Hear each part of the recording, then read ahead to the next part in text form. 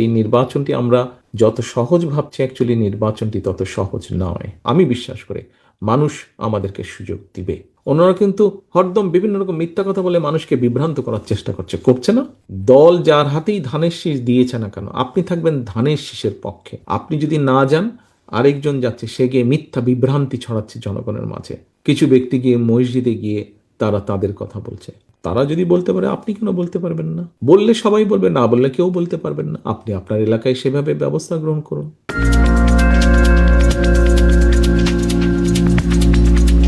যে এই যে নির্বাচনটা আগামী কয়েকদিন পরে হবে, আমি 1 বছর আগে বলেছিলাম যে এই নির্বাচনটি আমরা যত সহজ ভাবছি, অ্যাকচুয়ালি নির্বাচনটি তত সহজ নয়। সেদিন অনেকেই আমার কথাটি একটু হেসে খেলে উড়িয়ে দিয়েছিলেন, কিন্তু আজকে কিন্তু আপনারা প্রত্যেকেই অনুধাবন করতে পারছেন আমার সেদিনকার কথার অর্থ। এখনো যদি আমরা সিরিয়াস না হই, সামনে এই দেশের অস্তিত্ব, সার্বভৌমত্ব হুমকির সম্মুখীন হবে যদি আমরা, এবং এটা একমাত্র বাঁচাতে পারে গণতন্ত্র, এবং সেই গণতন্ত্রের ভিত্তিকে মজবুত করতে পারেন আপনারা, বাংলাদেশ জাতীয়তাবাদী দলের প্রত্যেকটি মানুষ।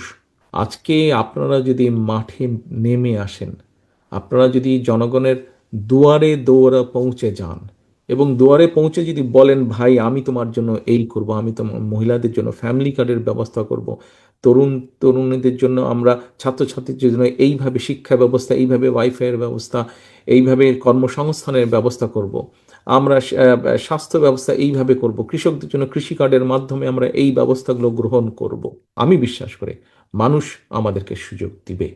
কারণ অন্যরা কিন্তু, কারোর নাম আমি বলছি না, কিন্তু অন্যরা কিন্তু নিজেরাও, আপনারা জানেন, আপনার নির্বাচনী এলাকায়, আপনার উপজেলা পৌরসভায় আপনি আছেন, অন্যরা কিন্তু হরদম বিভিন্ন রকম মিথ্যা কথা বলে মানুষকে বিভ্রান্ত করার চেষ্টা করছে না? আমরা সকলে মিলে যদি চেষ্টা করি, পরিকল্পনা করে চেষ্টা করি, নির্বাচনের বেশি সময় আর বাকি নেই।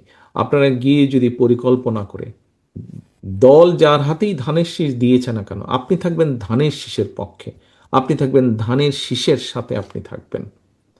প্রার্থী আসবে, প্রার্থী যাবে, প্রার্থী চেঞ্জ হবে, প্রার্থী পর্যায়ক্রমে যাবে, ধানের শীষ রয়ে যাবে, দল রয়ে যাবে, আদর্শ রয়ে যাবে, পরিকল্পনা রয়ে যাবে দলের। কাজে আপনি ধানের শীষের পক্ষে কাজ করবেন। আপনারা ছাড়া জনগণের পক্ষে জানা সম্ভব না। আপনি যদি না যান, আরেকজন যাচ্ছে, সে গিয়ে মিথ্যা বিভ্রান্তি ছড়াচ্ছে জনগণের মাঝে। শুনেছি, আমি বিভিন্ন জায়গায় দেখলাম, কিছু ব্যক্তি গিয়ে মসজিদে গিয়ে তারা তাদের কথা বলছে। তারা যদি বলতে পারে, আপনি কেন বলতে পারবেন না? বললে সবাই বলবে, না বললে কেউ বলতে পারবেন না। আপনি আপনার এলাকায় সেভাবে ব্যবস্থা গ্রহণ করুন। বললে সবার বলার অধিকার আছে। আর যদি কোথাও নিয়ম হয়ে থাকে, সেই যে বলবে না, তাহলে সেই নিয়ম সকলের জন্য প্রযোজ্য হবে। কোনো বিশেষ কারোর জন্য হবে আর কারোর জন্য হবে না, এটা তো হতে পারে না, সবার জন্যই হবে।